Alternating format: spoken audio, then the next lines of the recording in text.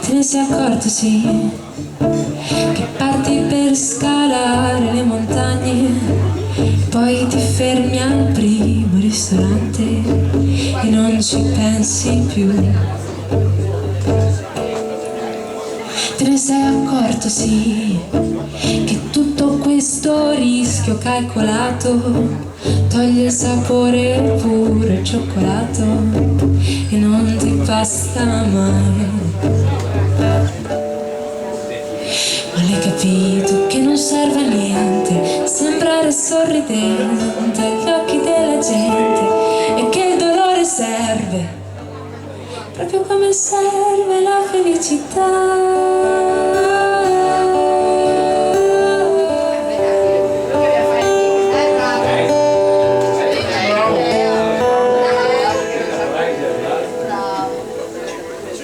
Te ne sei accorto, sì, che passi tutto il giorno a disegnare quella barchetta ferma in mezzo al mare e non ti butti mai.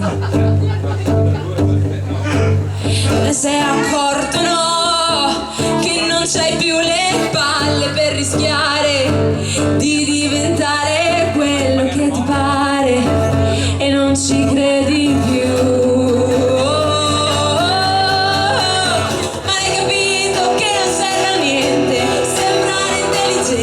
Agli occhi della gente e che morire serve anche a rinascere.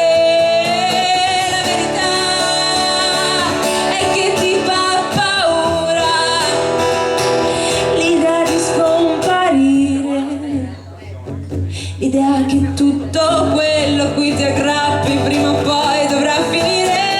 La verità è che non puoi cambiare, che non sai rinunciare a quelle 4-5 cose a cui non credi neanche più.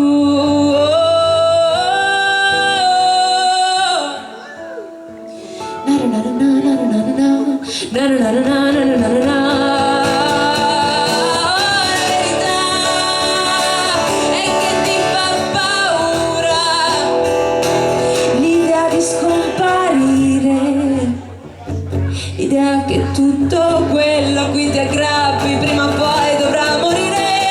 La verità è che non puoi cambiare, che non sai rinunciare a quelle 4-5 cose a cui non credi neanche più.